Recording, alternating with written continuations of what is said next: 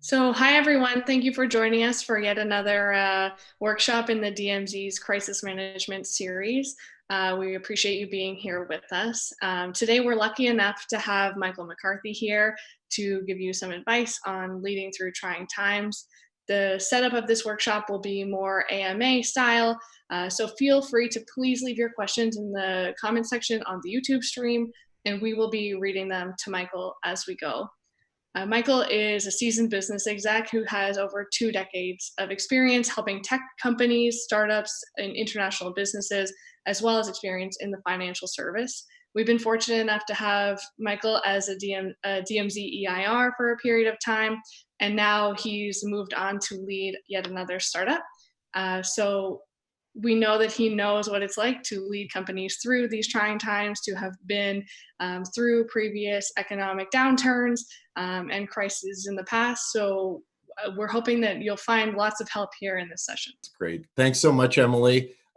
It's funny because I think that when you set this up, you were thinking about how much experience I have seeing crises in the past, and I'm just taking that as code that I'm not a digital native. So I won't take it personally, but I know that this is a really difficult time.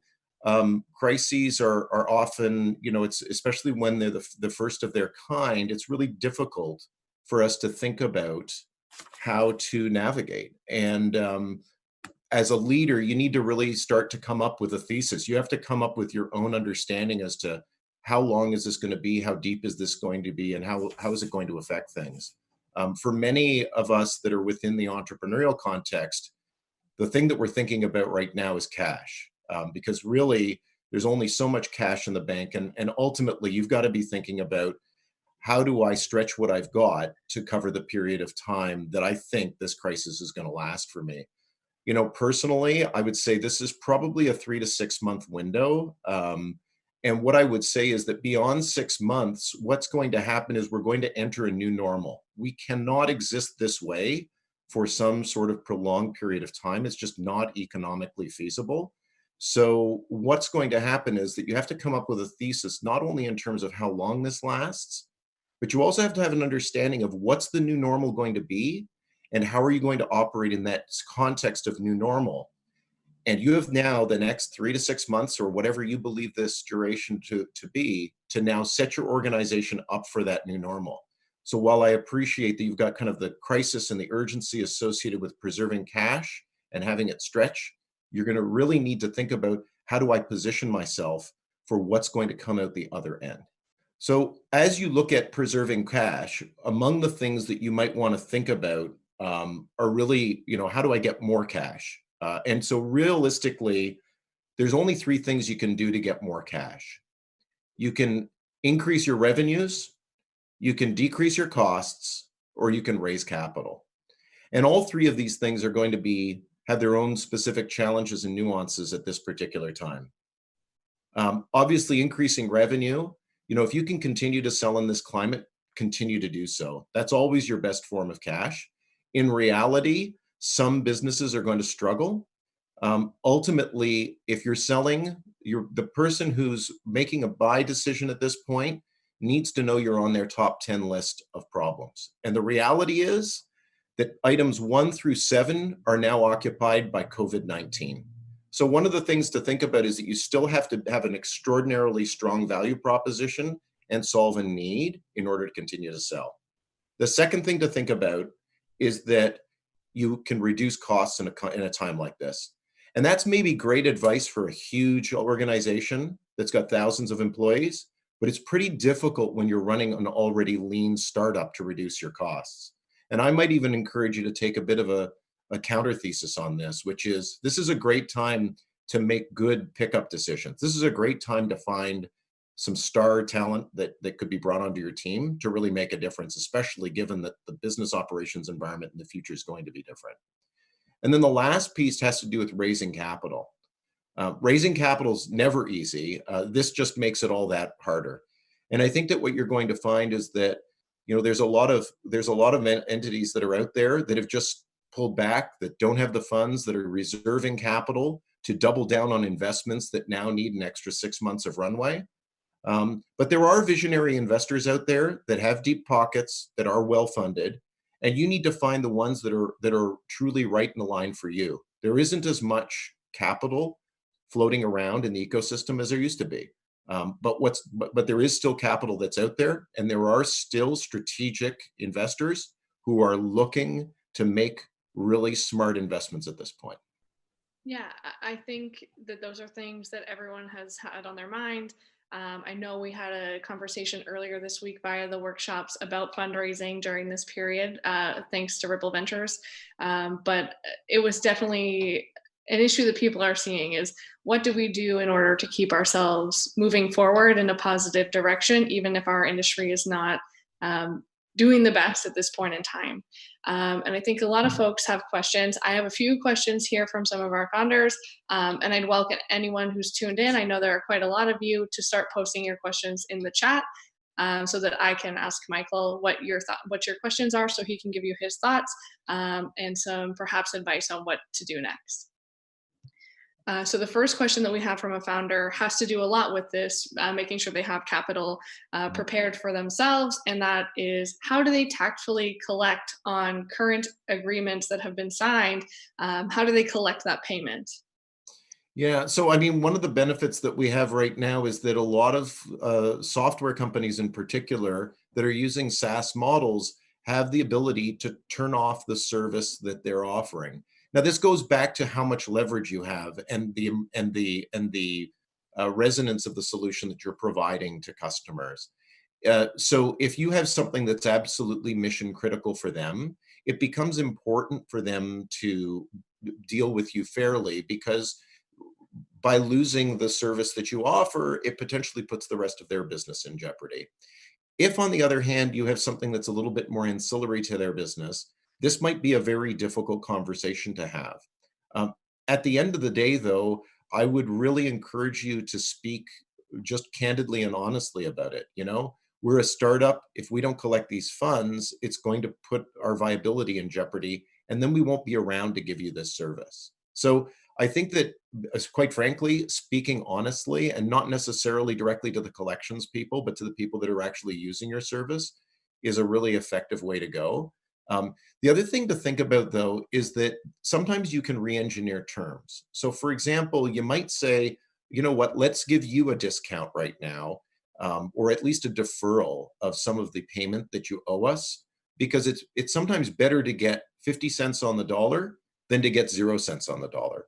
And with the right deal, you might find that they're a little bit more willing to release capital into that into their payables. Especially if they're large organizations, they should have deeper pockets, and they should have more runway than you do. So I would actually play this out both on the help us survive. We're part of the ecosystem too. We employ people, and at the end of the day, you like the service that we offer. Yeah, thank you. That makes a lot of sense. And I think that this kind of plays off that as well. So if they're asking, they say other SaaS companies have historically grown sales during downturns. Examples of this being Salesforce, NetSuite. How can our companies do the same? I think it's important to understand that whether you have a position of leverage or not. This is a really difficult time to be opening a restaurant.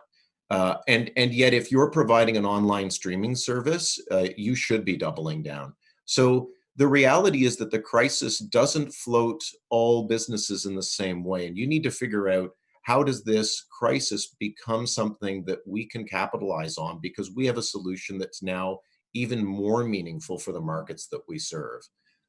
In practice, the businesses that we tend to see surviving and thriving in this type of a context are the ones that sit a little bit closer to essential and a little bit further away from nice to have functionality. So, I think that this also gives you an opportunity to think about your own strategic plan and pivoting if you find yourself further away from mission critical as a business. Yeah, I think a lot of our folks will be thinking about that. I know we have heard some folks are completely turned off right now just because of the industry they're in. Yeah. And others have been working on those pivots to try and make things happen for them.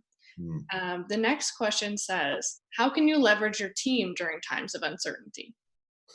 One of the things I would say is that you need to know what's really going on. The current situation we're in, our teams are under a lot of stress from several angles. They're under stress just because of this virus. They're concerned not just about their own health, but the health of their families and their loved ones. Um, they're concerned about the business, about its ability to weather this storm. So there's a lot of stress out there. And what I would say to you is that this is a really important time as leaders to make sure that you are leading by example. Lead by providing confidence to them. This is where fear can be the greatest killer of all.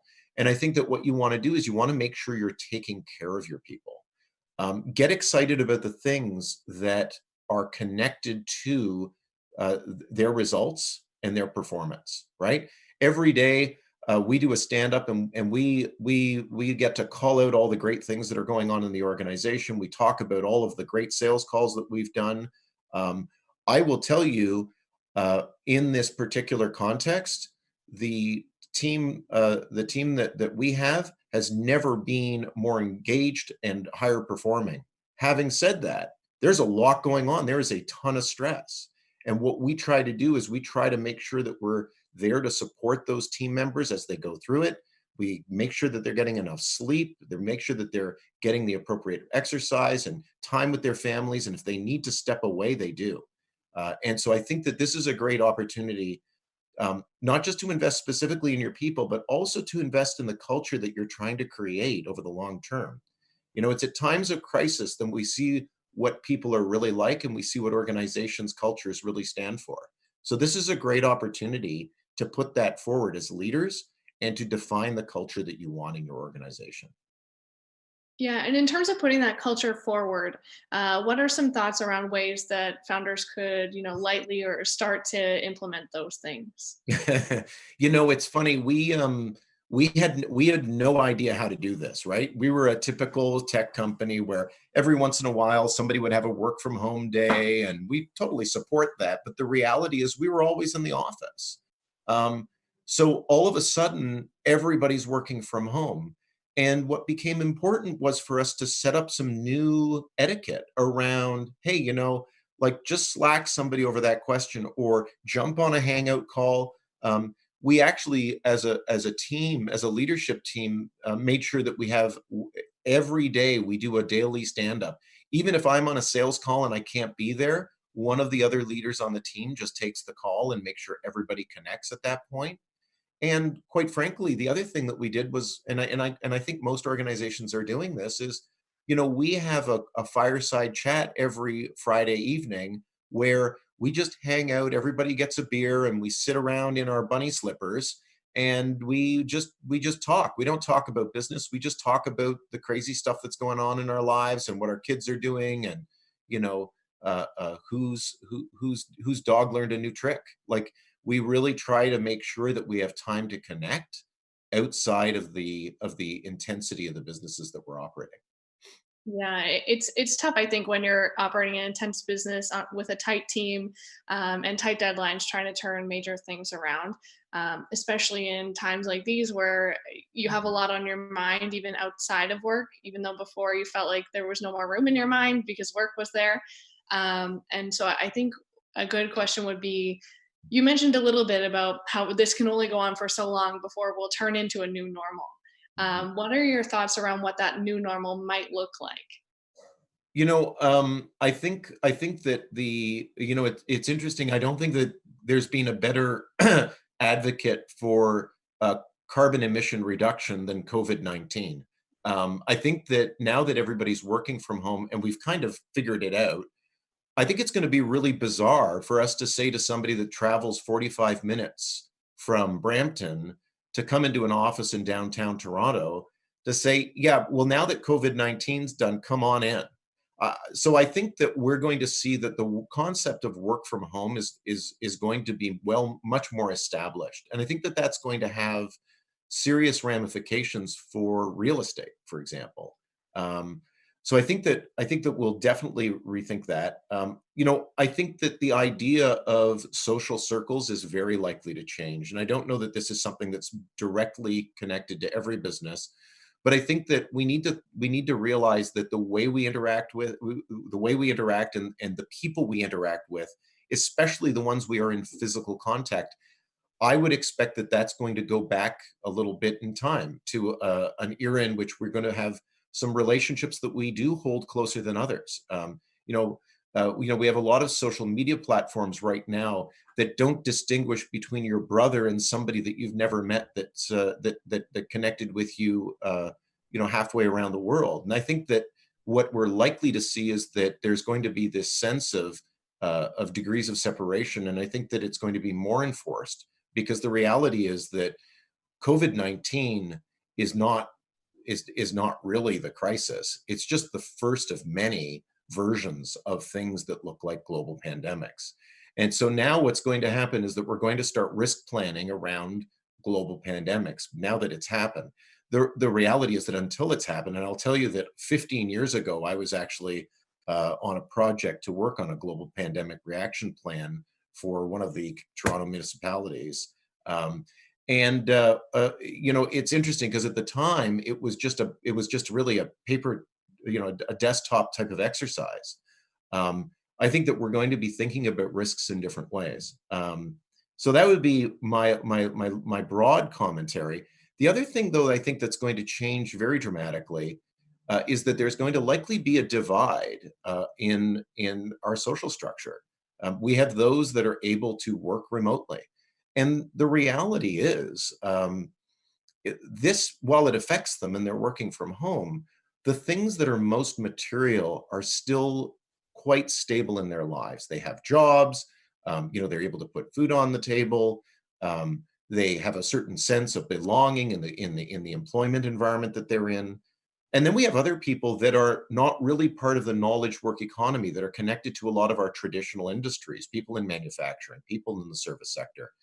And I think that, those are people that are going through 10 times the pain as the rest of us are right now. And we can't forget that there's a massive component of our economy that's still connected in a way that they're taking a double hit right now. They're dealing with all of the realities of COVID-19 and all the unknowns of COVID-19, but they're also in many cases in precarious employment. They're in situations in which, even if they are working with large established organizations, they're on work share or reduced hours or simply just laid off. And so I think that there's also likely to be a bit of a divide in terms of that as a social boundary. And I think that it's likely to push people harder, especially the ones that are in high school at this point and elementary school, to really help make a major shift towards a knowledge economy here in Canada. Yeah, I think we see it now, right? Everyone's watching the news and seeing the number of folks who are just completely unable to work, completely unable to support themselves. And there is some relief coming from the government, but that won't solve a problem long term. They're going to do that for 4 months, and then we're going to have to figure out what comes next from that. Um, and I think what we have to ask then, especially for our teams in the tech space who maybe aren't, directly affiliated with those industries, but maybe serving those industries, are how do we start to make sure that we're working as leaders to build teams that actually are thoughtful of these folks and are not only delivering a product that they use, but actually working directly to help them serve them in a way that's both helpful but also compassionate. Um, Yeah. and sort of on that same stroke, what skill do you think that leaders maybe should start to adopt? And not because of this specifically, but using this as the catalyst to say, maybe we should have been doing that before, and now we really need to take it seriously. Yeah, that's a really insightful question, Emily. I think that for the longest time, we've seen a lot of entrepreneurial businesses really run largely as mathematics exercises. And what I mean by that is, we spend particular amount of time looking at the financial structure of the business and the business model and so forth, but we don't spend a heck of a lot of time thinking about the values that underline the kind of the why as to the existence of any business. And I think that in order for us to be, compassionate, what we need to do is we need to go back to the why behind all the businesses that exist. What is the social benefit that's created as a consequence of the business that you have just built? And if the answer is, well, it gives a great return on investment to shareholders, that's fine, but that's not answering that question. And I think that businesses still have to exist in a financially viable way. So it's not that we can just create a whole bunch of charities and think that that's going to be the solution to the problem. But I think that we need to connect social values with the why behind businesses and then build smart business models around those whys. Um, Once you've done that, when you go to a manufacturing facility and you say, what we really care about is reducing workplace injuries. We really care about people on the line. And you say, and here's the technology that we offer. That's a really good sell. And you're going to have people that are galvanized around the right thing and building product and quality, doing things with engineering excellence, because they are going to realize we protect human lives. When people don't have that connection to the why, it makes it much more of a clinical exercise, and it's very difficult to feel compassion and empathy for the people that you're serving. It also kind of gets us away from things that really matter. And I think that in the last 5 years, we've really seen a lot of businesses that have succeeded financially that have done nothing to contribute to broad social benefits, or even broad true economic benefits. But they've been great. They've been great mathematical exercises for creating wealth for shareholders. So I think that we've got to revisit that. I would even argue that investors that are likely to weather this storm are going to be similar. When I hear generic pitches from investors that say, well, we invest in vertical market software businesses that have the potential for, and they're just rhyming off statistics associated with what financial returns they expect. And they don't say something inspirational like, we expect to change the world through AI by eliminating demeaning work in, say, the manufacturing sector. It's really hard for me to think that they're likely to have that proper mission either, or be aligned with what I will be doing as a CEO. So I think it's also incumbent upon us not just to look at our own why, but also to surround ourselves in an ecosystem of people that understand that. And hence, finding visionary investors at a time like this is really what you should be doing as well. Yeah, I think people don't always think about where their money is coming from when they're looking for that money. But I think if you think about it, it really makes a lot of sense, right? You want those folks who are bought into your vision, who are bought into the plan for the business, and are not just pushing for that return on their investment, because that's not the way you want to live as a founder who's going to frequent board meetings and having to explain what's happening within your business. Totally. Absolutely. Yeah, and I think that also we got a question that said, how can you inspire and motivate your teams during this time? And I know you touched on it a little bit, but I think that why is also a good example of how you can do that. If you're not already driving meetings with the business's why and making sure that you're leading conversations with purpose, this is a good time to start doing that. Having that buy-in from your employees is going to motivate them and instigate them into beginning to do like better work. I'm sure they're already doing amazing work, but just keeping them engaged in the business when they don't get to see you face to face every day. Yeah. Emily, that's a really good point. And further to that, I think that the other thing that you need to do as a leader, like this is a time to really galvanize your own leadership style. And, one of the things that I always encourage CEOs to do, and I try to do myself, is lead with transparency. Like, this is not a time when, to go to people and tell them that everything is rosy. Tell them how it really is. And I think that you need to lead with optimism. You need to double down on all of the efforts so that you can tell a story. But by being transparent, it will force you as a leader to do something else. And that is that it'll force you to double down on driving results because you're now accountable to your team. Because I'm going to go back on the team call next week or tomorrow, and I'm going to have to say to them, yeah, you know what? I was really down and I didn't bother making that sales call. And they're going to look at me and they're going to say, like, what the hell kind of an example are you setting, Mike? Whereas if I go to them and I say, you know what? Yesterday I stayed up late because I was responding, and this is true, I was responding to 3 inbound sales leads that came in. And you know what? I don't think that we've got a high probability of closing them in this quarter, but I think we've got a high probability of closing one this quarter. Like, I want them to hear that, because when they hear me speaking honestly and when they see me being transparent, the first thing is I expect that I'll get that back. But the other thing is that when I'm talking about things like, hey, you know what? We've actually made it through the other side of this, or you know what? We just raised a bunch of capital, then they can look at me and they can say, yeah, Mike tells the truth. So I know that that's not just spin. So, that type of rapport with your teams is going to be vital because you don't want people guessing. You want to have communications with them that are clear and transparent. Um, and so I really encourage you to think about it at a time like this. Call it what it is.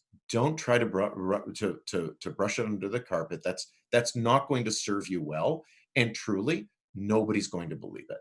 Right? Having said that, I get together with CEOs on a regular basis. I have some that I get together with, as individuals. I have some that I get together with in groups. And I'll tell you, the ones that are in the software industries are really in a very different place than the ones that are in traditional industries.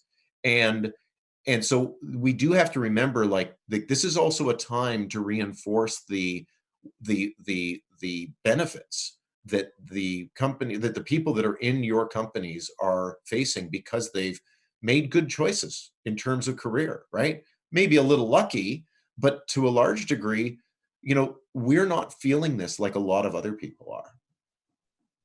Yeah, I think it's hard to put yourself in those shoes when, especially if you were someone who was sort of set on the right path or the right path, this path where we're comfortably, sitting in our homes on our couches and, getting to wear our cozy clothes while we work on our, spreadsheets, emails, etc. It's hard to perceive those other paths that people are walking for sure. Yeah. And I'll tell you something else, Emily, like, I think everybody on this call will identify with this, which is, there is a certain amount of flow that you get when you're busy, right? Like, when you've got so much to do, you get into your groove, you double down, you got the adrenaline rush. Like, that's actually really powerful. And for the people that are actually just sitting at home, waiting for some sort of government relief or waiting for COVID to come out the other end, it is a psychologically destructive place to be.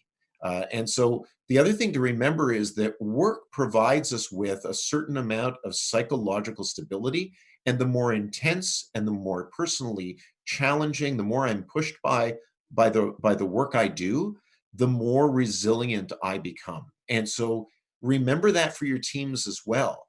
The faster that they're moving, the harder they're driving, the more amazing stuff they're producing, the better it is for their psychology. It will help them. Yeah, and I think probably on that same note, a lot of our founders are thinking, in a time like this, our typical sales and marketing efforts for our teams are maybe not working, and how do they lead their teams to start to do the right actions that will eventually result in sales in a time like this where sending your same cold email is not going to work because people don't have the bandwidth to respond, and where your marketing can kind of fall on deaf ears or feel a little tone deaf. Yeah, that's a really great question, and I'm sure a lot of people are experiencing that right now. One of the things I would say is that this is a time to revisit, is what we offer actually meaningful, right? There are going to be some challenges that you face because in order, I usually suggest, like, in order for you to really make a sale, you've got to be on my top 10 list. Like, as a buyer of your product, if my 10 biggest worries don't include the worry that makes your product resonate, then you're in trouble. And the challenge that we have in the COVID situation is that those first six or so spots are occupied by COVID related things now that weren't there before. So you really have to think about, like, how do I get into one of the last four remaining spots? Like, what do I need to do to change my product to make it more relevant? What do I need to do to make sure its impact is greater? Um, and continue to sell appropriately. Uh, One of the questions you should be asking is, in the context of COVID-19, what other things might my product be used for, or might be useful for those organizations? Um, as you know, the receptivity is a natural language understanding platform. We actually are able to take human dialogue, much like the conversation you and I are having, uh, and look at the text transcription of that and elicit human psychological states. So we can effectively tell how stressed people are, for example. In this particular climate, one of the products that we've rushed to market is a journaling technology that allows employers to offer to their employees journals that also give them feedback on how stressed are you right now.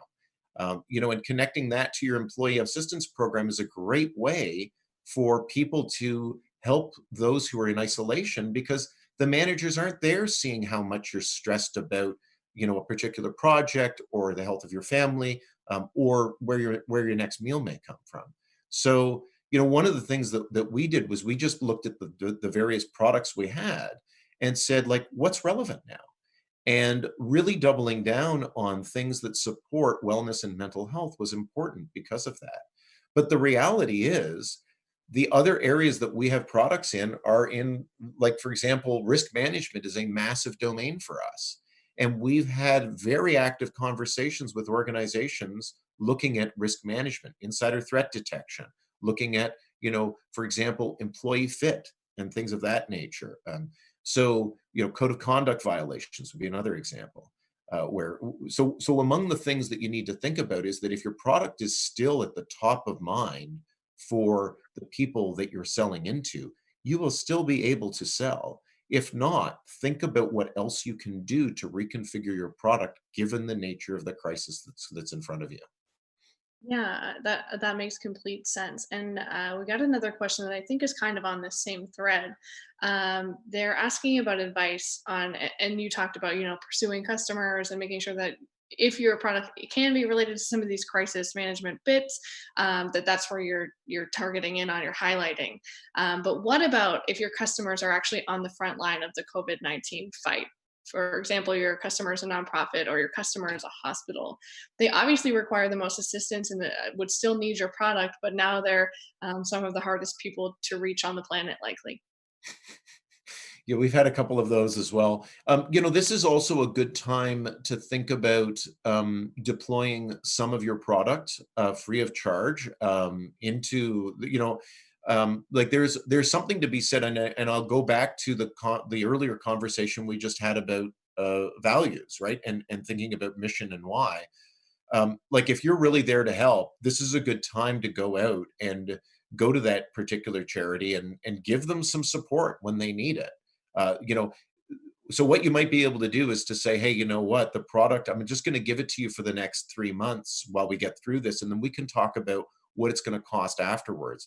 It's a good way to do effectively pre-sales at a time when otherwise you're going to do no sales. And then you potentially have an install base that you're going to, and you're saying, oh, by the way, now we're going to turn on our pricing, and our pricing is going to look like this. Um, so if you truly do something that supports and helps people who are frontline responders in this situation, or healthcare professionals in this situation, then this is a good time to go in and lead with your mission. And then later you can think about turning that into revenue. Yeah, I think that's a really great answer, and I know it may be something that companies haven't thought of before. If you make a lot of that friction that is up front in signing on customers removed, and they're actually using your products, which are useful for them on the front line, you might be able to create some stickiness that way, and so that when you regroup in that conversation, when there's a little more normalcy and a little less urgency on their end facing other problems, that they'll be able to have a more meaningful conversation that could push your dollar value forward. Um, Absolutely. yeah, and I think we're getting another question, and this to me seems like a very tricky question that I wouldn't want to have to be the one to answer.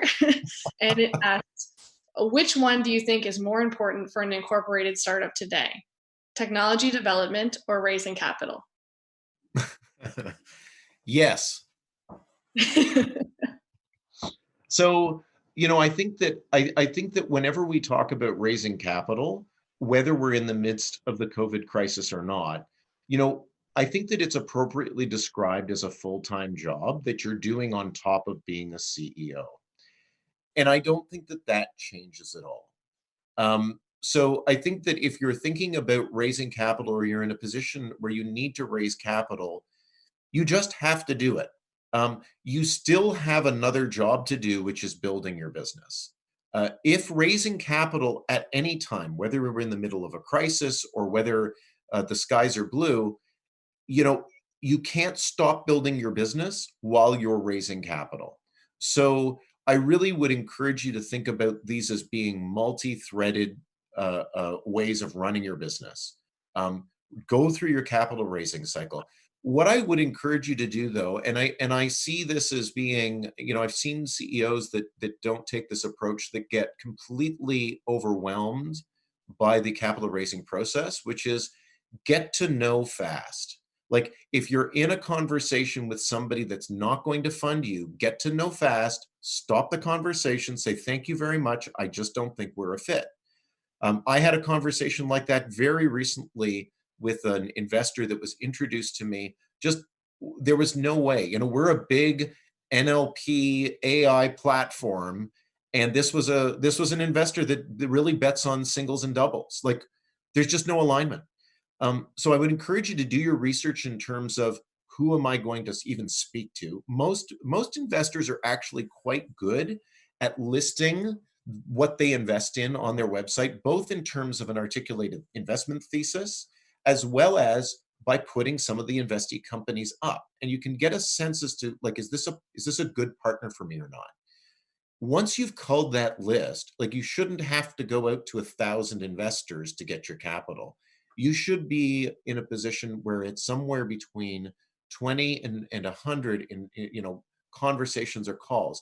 If you're beyond that, you haven't actually culled your list. And that's a problem for you. And you will just, you can burn an infinite amount of your resources raising capital if you don't do it strategically. Now, building tech is another question. What should we be doing around building tech? What I would say is if you have a team and you're going through this process right now, and you've already done the exercise in terms of determining what's the business we need to look like by the time the crisis comes to a conclusion, 6 months away or more. Well, what is it that we need to build now? And revisit your roadmap, revisit your priorities in product, because you may find that there are things that you now need to think about in ways that you were thinking about differently in the past, right? I'll tell you, I'm spending a lot more time working on a laptop and a desktop than I am on my phone because I'm at home. I'm not actually mobile anymore. And I think that that's true for a lot of people. Yet, I'll tell you, almost everybody's got a mobile strategy first. And it's a great example of something that, smart product managers are looking at and they're saying, look, the world's changing a little bit.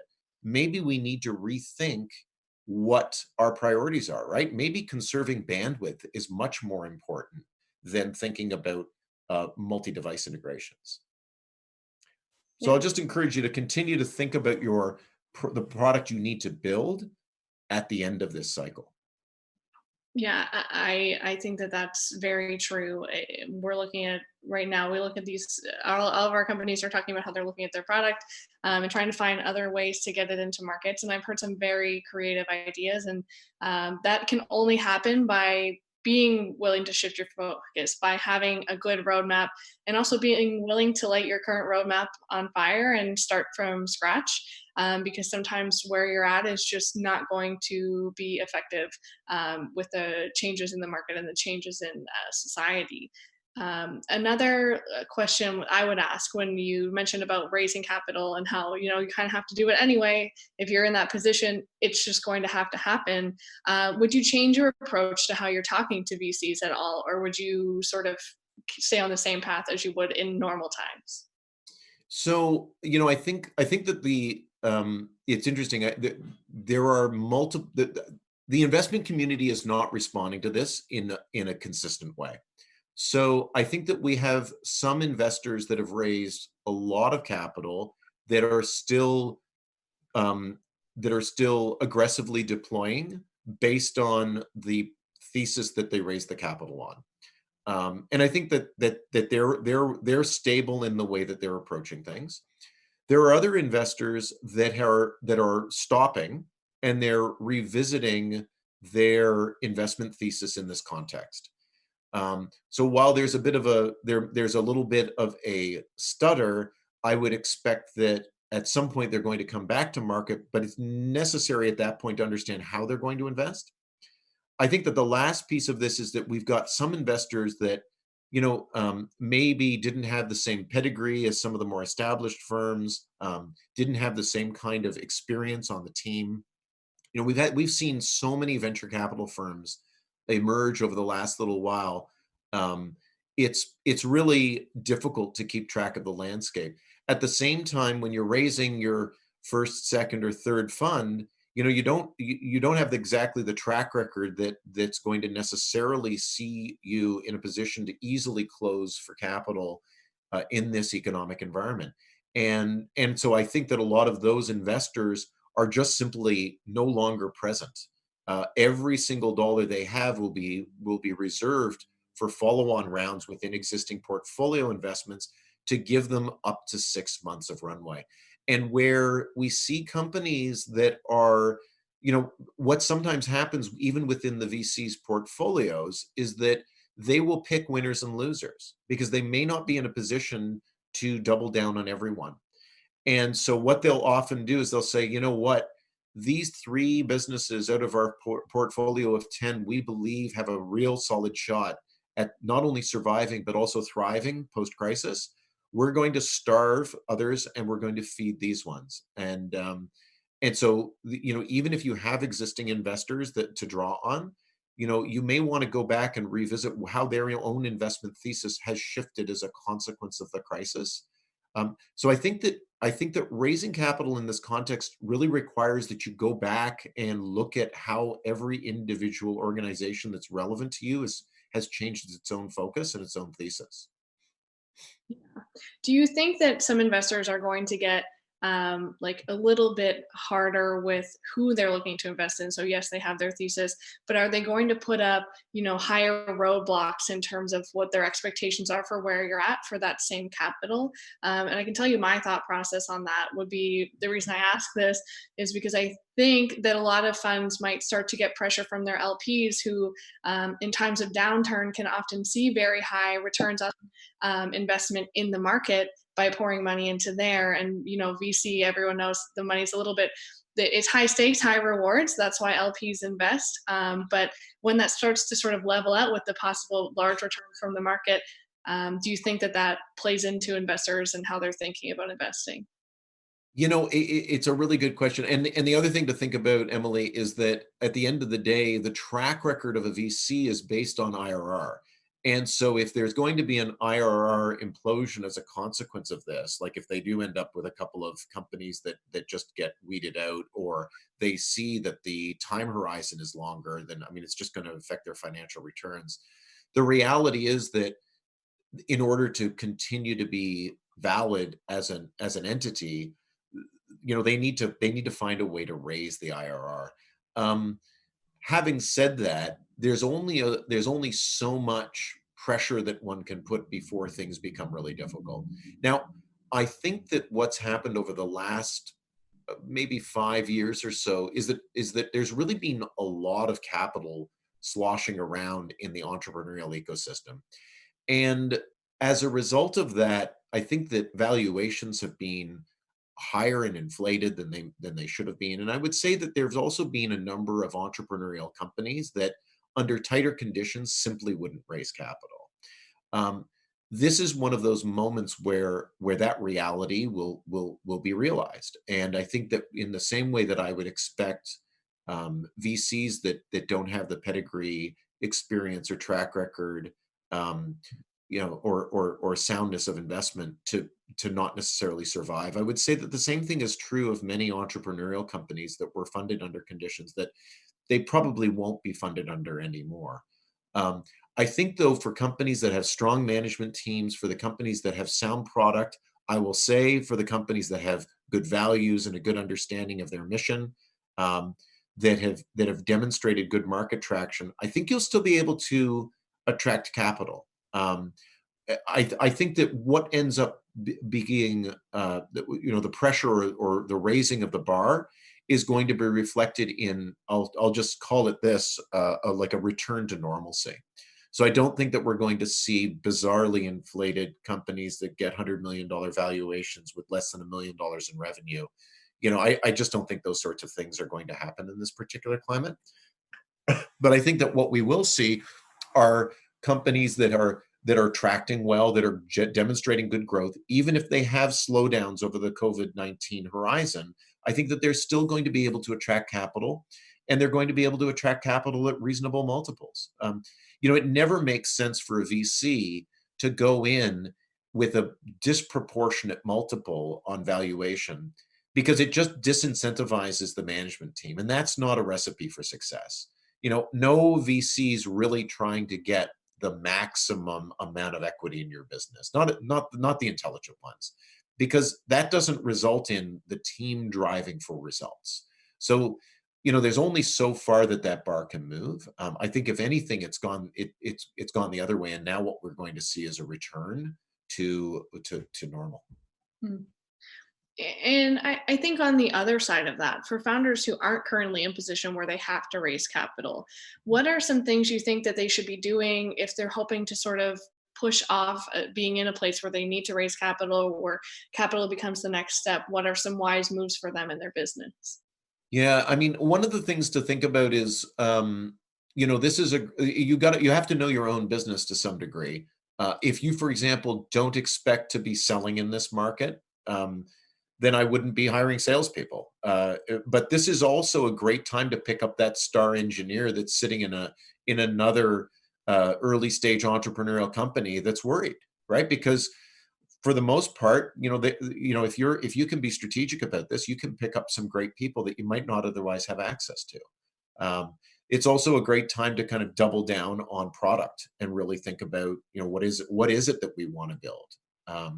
So, I think that as you're spending your dollars, it's good to be conservative. Most organizations, most VCs at this point are looking to add another 6 months of runway to everybody's cash position. Um, so if you can also defer costs that maybe you don't need that bigger office space right now, maybe you don't need that extra scrum team right now, this would be a good time to just kind of reflect on that. I think we're also very early days in terms of forecasting. I don't think the only thing that anybody knows is that we have no idea what this is really going to be. So like hiring up that team right now, I think would be a little bit difficult.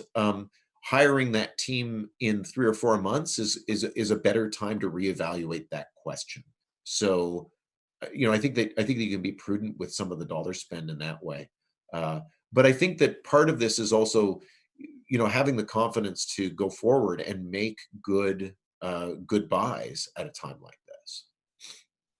Yeah, and I guess another question would be, for companies that are, currently, or they were hoping to hire someone, now they have to hold off on hiring someone, but they still have some of those pain points. Would you recommend, if they're thinking about it, working with consultants or maybe repurposing their own resources?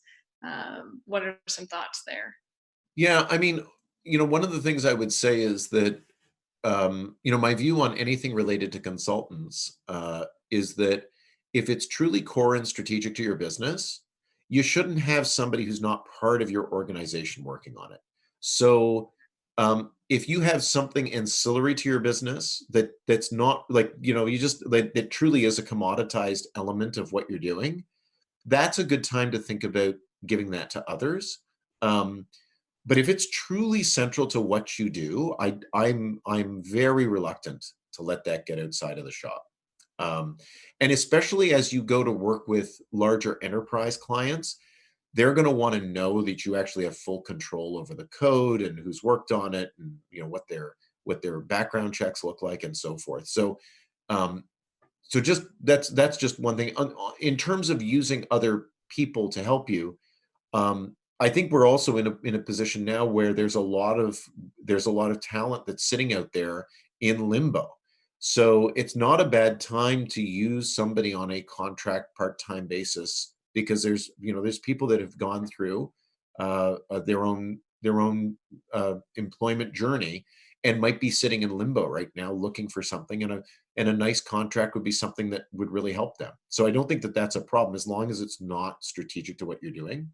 And I'll also say this, for top talent, this market is not really a blip, right? I just had a conversation last night with a person I happen to know, who's an absolute star on the product management side, and they were calling me because they were trying to determine whether or not they should take the offer that was just put in front of them that day. So, like, there's a lot of movement of top talent still. I would also say to you, if you have stars on your team, be very careful, because people that are thinking about the long term, and all the big players are thinking about the long term, they're looking at your star performers right now. So you want to make sure that you're providing them with the support that they need, the resourcing they need. Like, people who are really talented can move in this market or any market. So just keep that in mind as you go to build your team and build your business.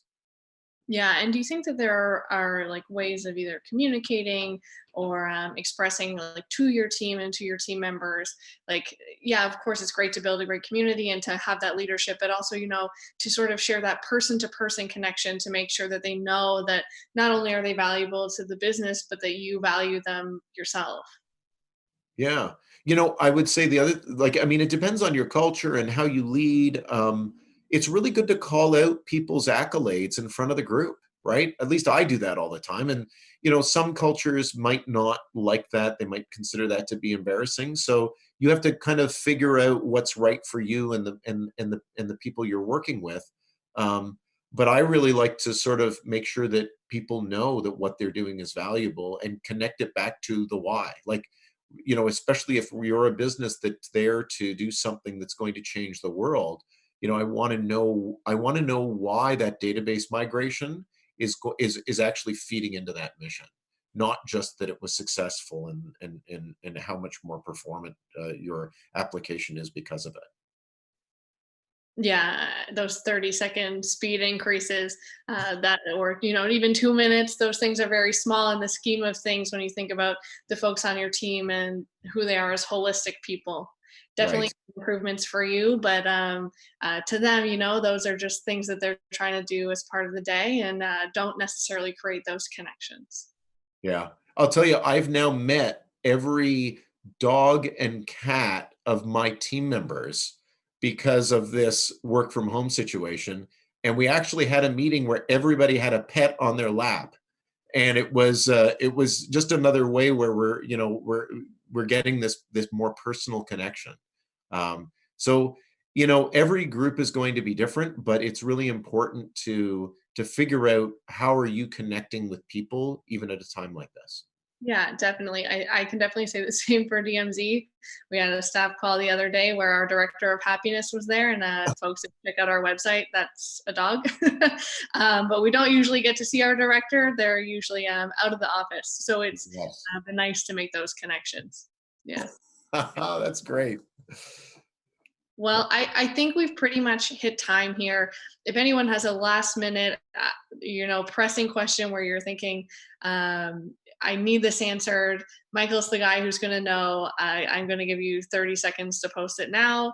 Um, but otherwise, I think we'll wrap up. And I think I'll take this time, Michael, while we wait to see if there's a question, to also thank you so much for joining us for the last hour.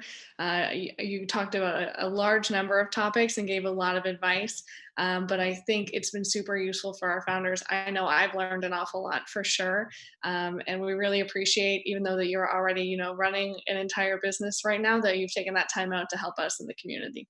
It's my absolute pleasure. I wish everybody a lot of luck. It was so nice to see you again, Emily. And everybody, I hope you stay safe. Okay, thanks everyone. Thanks for joining us. We'll have another workshop next week. You can check out our website for more details. And thank you so much again, Michael. Have a great afternoon, everyone.